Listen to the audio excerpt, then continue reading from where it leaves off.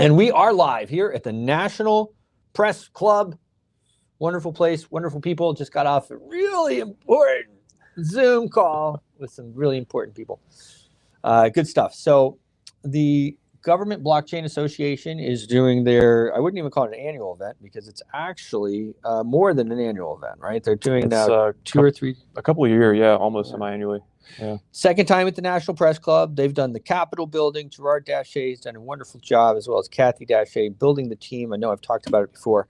I have with me here Alexander Szul, and he is with the Rome Blockchain Labs. Rome Blockchain Labs, and they're doing some really cool stuff.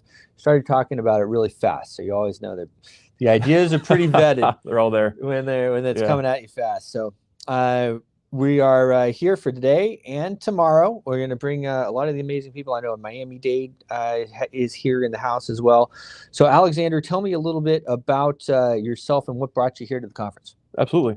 So I'm one of the co-founders of Rome Blockchain Labs. We build decentralized finance technology.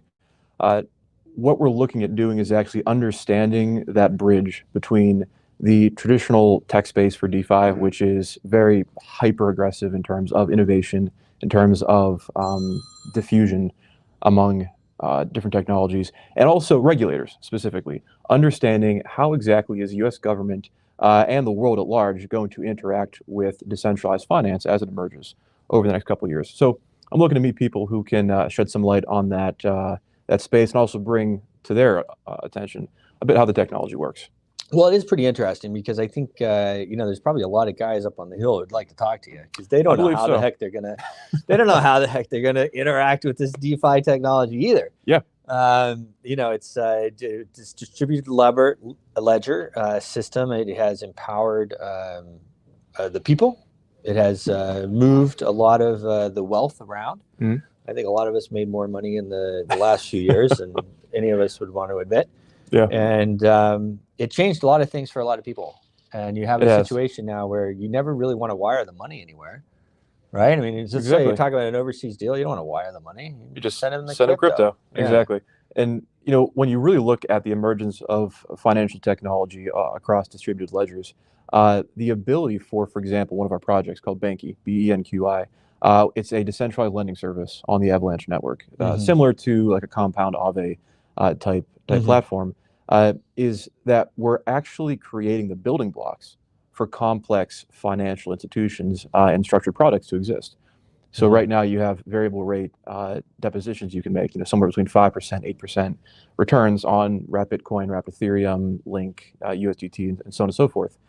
But when you look at that, those form fixed rate bonds. So you have like 88 miles per hour, Pendle, Element. You can even branch out into different derivatives. And that's where, for me anyway, having regulatory clarity is very important. Right. Is that you have to make sure that what you're building and what you're launching in the decentralized space is done appropriately. Right. So how long have you had the company? So Rome Blockchain Labs as an organization started informally in October of 2020. We launched our first service, which was the Velox algorithmic trading bot in February of 2021. Nice. And then Benqi came out that summer. And you talked about Avalanche. How do you find working with that protocol? I love it. Yeah. What are some of the best things you like about it? Absolutely. So one of the most exciting things that we found about the Avalanche network is actually the emergence of subnets. With the movement of blockchain 3.0 technology, where you not only have the ability to scale a distributed ledger to operate smart contracts, but you can actually launch a derivative blockchain on that network. You're able to do some pretty fascinating things. One of the nice things about the Avalanche network that we found in our experience is that you can actually have different virtual machines operating on the Avalanche network itself. So you can run Solana on Avalanche. You can run Polkadot on Avalanche. And what's even cooler, and this is one of my personal reasons for being here, is you're actually able to introduce geographically located or certain approved nodes to validate a subnet.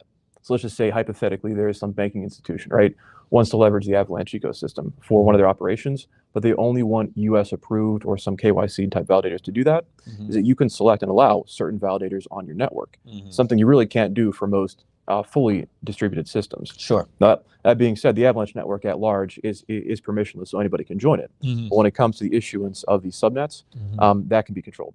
Yeah, that is quite interesting.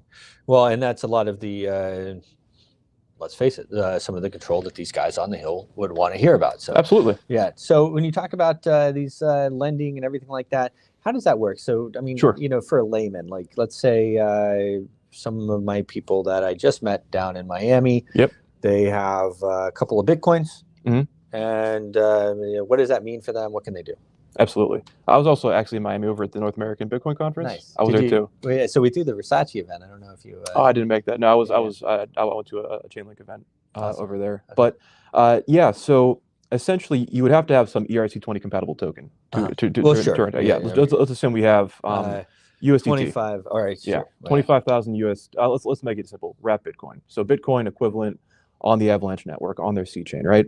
What you do is you take your assets and you deposit them into our smart contract. And we'll say to you, okay, thank you for your deposit. We're going to give you 6% variable for as long as your deposit's in that smart contract. And you'll generate the Chi token, which is for your liquidity token. Exactly, for Banky. It's the protocol token. Okay. So you generate Chi tokens as the payment. And then what we do is we take your assets, we move it into a pool. And then other people can take those assets and then they can borrow it out. They can essentially create a loan position. Right. And then from there, they pay a certain interest rate. So they'll pay 10% on that loan, right? And then the difference goes to the protocol to build up revenue to keep expanding the functionality.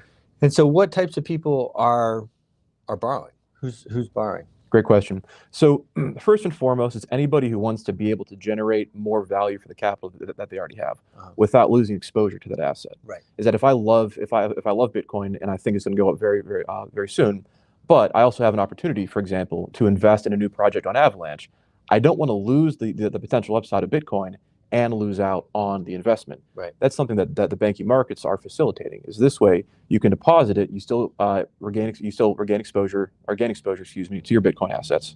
You gain the appreciation inherent with the interest we pay out. You can pull out a loan against that. It's always over collateralized, so you can't take out more than you put in. You can make the investment, take your profit, pay off whatever small amount you owe, and you still retained your initial deposit. So interesting. So not like margin trading. You're not borrowing more than you have. You can it always has to be collateralized. Over collateralized, yeah. Over collateralized, but you can use that money and deploy it in different. Exactly. So the assets that you can withdraw can be of a different type. So I can go to put in Bitcoin, wrap Bitcoin. I can pull out wrap Ethereum. I can pull out USDT. So are you locked in?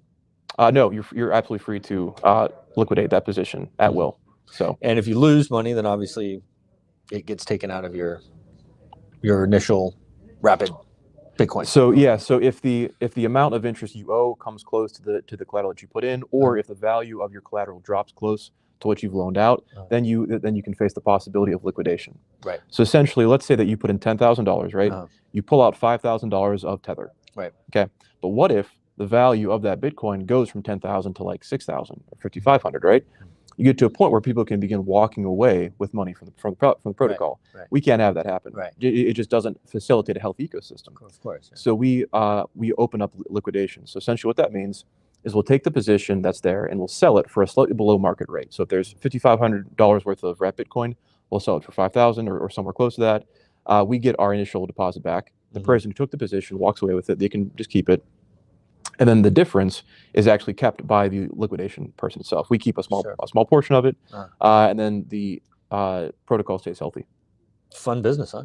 It's exciting. It is, yeah, because what we found is that for the healthy emergence of a decentralized ecosystem, at least for smart contract-based networks, is that you have to have some high-value source of stable returns, and a deep liquidity lending protocol really does accomplish that. Is that when I have a place that I know I can confidently park, let's just say I have $10 million, right? It's spread out across a couple different assets. If I can put that and generate 6%, 7%, and not worry about it, not worry about the protocol losing it, right?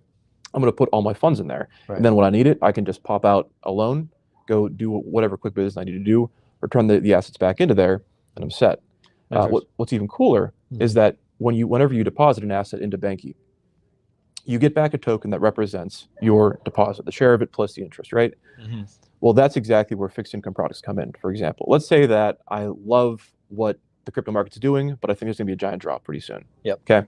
What you can actually have happen is you can actually purchase a bond that guarantees you a certain payment after a certain amount of time. And you can use the Chi token to actually facilitate the creation of that structured product. So it's Good stuff. It's fun. And where are you based? I'm based out of Pittsburgh, but our company's global. We have developers in Canada, South America, Europe, parts of Asia. People don't realize Pittsburgh is beautiful. It really is a nice city. It is a really great city. It's the skyscrapers, the skyline, the you rivers. go up there on the rivers. I mean, yeah, you have a lot of history as well. Yeah, an amazing place. So Pittsburgh, very interesting. So what's the website? What is the social media? I mean, how do people find you guys? How do people start learning about what we do? Yeah. So the company is called Rome Blockchain Labs. Our website's Rome, R-O-M-E, blockchain.com. From there, we have links to bank. We have links to our DeFi terminal. We have actually a multi-blockchain trading terminal as well called the Rome Terminal. Okay. Banky's website is banky, benqi.fi. You can go there, connect your MetaMask network wallet, and you're good to go. Awesome. And are you speaking here? I'm not. I'll probably speak at the next conference. Awesome. Yeah. Well, thanks so much for coming on. Yeah, Thank you. Really appreciate it, guys. Check them out. Some of the really high level people and projects that we have here. Thank you. See you soon.